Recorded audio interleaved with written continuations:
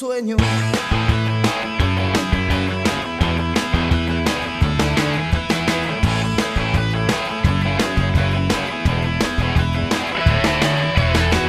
Porque nacemos indefensos, nos dan un nudo en el ombligo, luego nos quitan nuestros sueños y nos confunden el camino.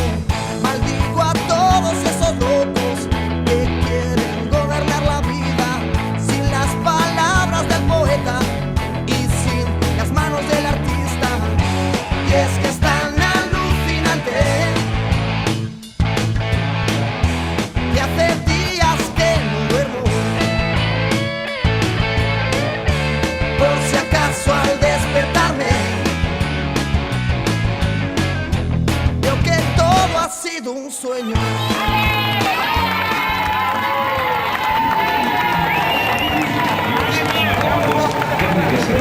Y Santa Pola, cuya lucha por la paz se Parece celebra. que el mundo funciona, la gente ya no siente miedo, las sombras tienen mil colores, el viento barre los problemas y en las pistolas crecen flores. Y es que es tan alucinante que hace días que no duermo, por si acaso al despertarme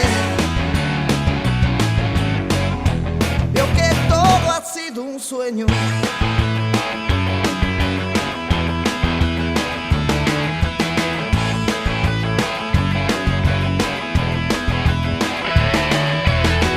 Porque nacemos indefensos, nos dan un nudo en el ombligo, luego nos quitan nuestros sueños y nos confunden el camino.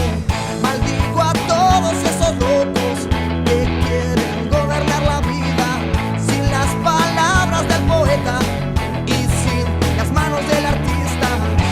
Y es que es tan alucinante que hace días que no duermo,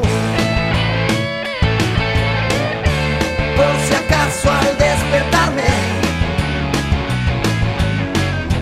veo que todo ha sido un sueño.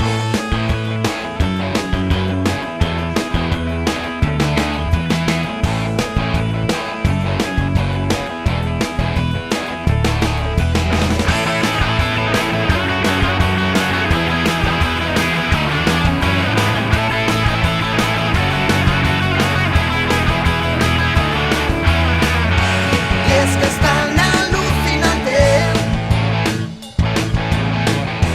que hace días que no duermo, por si acaso al despertarme